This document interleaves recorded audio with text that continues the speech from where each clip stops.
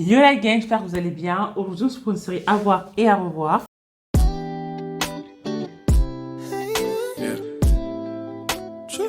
Imagine un monde où l'innocence des enfants est vendue au plus offrant. Bienvenue dans L'Enfant Roi, la nouvelle série captivante de Disney+.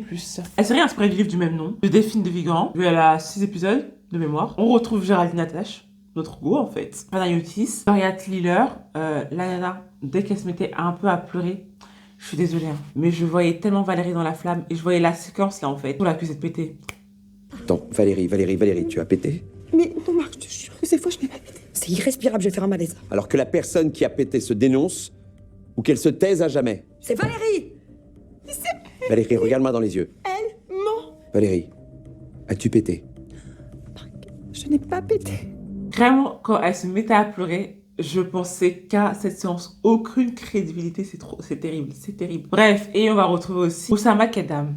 Franchement, un casting pépite. De quoi parle la série? C'est Kimi, 6 ans, youtubeuse, qui se fait kidnapper. Et en fait, tout le long de la série, qui l'a kidnappé, les potentiels suspects. La série, il y a deux parties, genre hyper importantes de la série, c'est la partie psychologique et la partie enquête. Et apparemment, bon, j'ai pas lu le livre, hein, mais la partie enquête, apparemment, elle ne serait pas dans le livre, sera ajoutée à la série. Qui n'est pas plus mal. La disparition de Kimi sera enquêtée par l'inspectrice Sarah, qui a déjà ses propres blessures. En fait, avec Sarah, on va nous-mêmes plonger en fait dans l'univers des enfants influenceurs. Les enfants influenceurs et pas que ça, on va découvrir aussi pas forcément les secrets de famille, les dessous sombres en fait de cette exploitation médiatique. On va de l'harcèlement à l'école malheureusement à dans la maison. Comment se fait traiter par sa mère et exploité par sa mère surtout. Et sa mère qui en fait hyper malsain parce qu'en fait sa mère a toujours rêvé de percer. Elle a commencé ses débuts par la télé-réalité mais en fait ça n'a pas du tout fonctionné pour elle. Du coup elle a trouvé par tous les moyens en fait elle a vu en Kim le meilleur moyen de pouvoir devenir famous en fait. Pas qui on est? Hello les Happy Fans! La petite, c'est une star d'internet.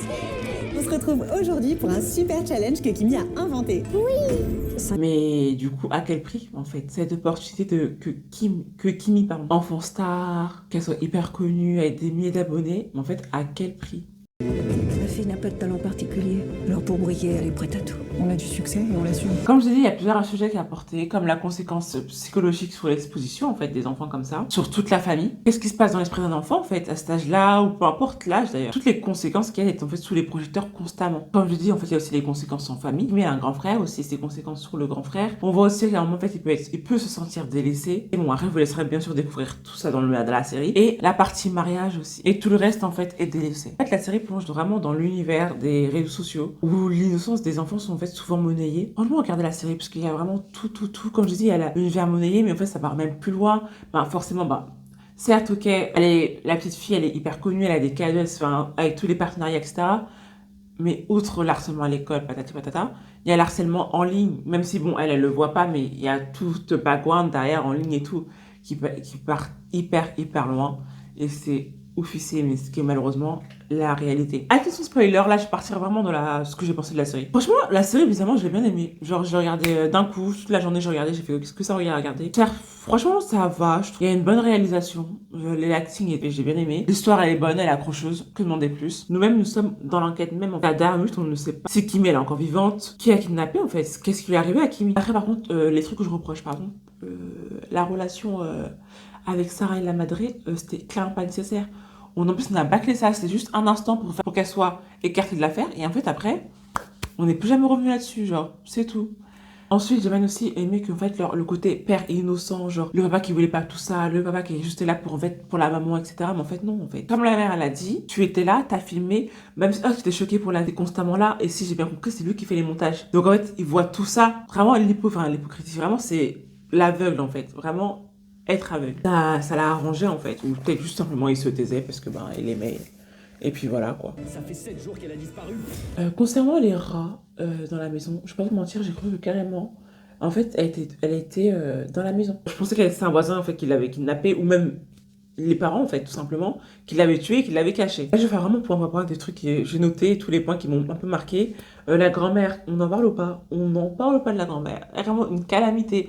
J'ai envie de dire pire que la mère, mais d'un côté je me dis en fait non, je pense pas que ce soit pire que la mère, juste qu'en fait ça se voit que c'est du coup ça m'étonne pas que la mère soit comme ça. Elle-même quand elle a une mère comme ça, elle aussi tu vois. Ensuite le mec là qui a harcelé la maman, qui au final s'est suicidé, franchement tout ce qui s'est passé, que tout soit mis en lumière pour lui, franchement, c'est exactement ce qu'il lui fallait. Au travail, etc., qu'il se rende compte vraiment des conséquences. Et même pas, je pense même pas qu'il serait rendu compte des conséquences. Juste, pour lui, ça aurait même pas été genre, oh mince, ce que j'ai fait, c'est pas bien.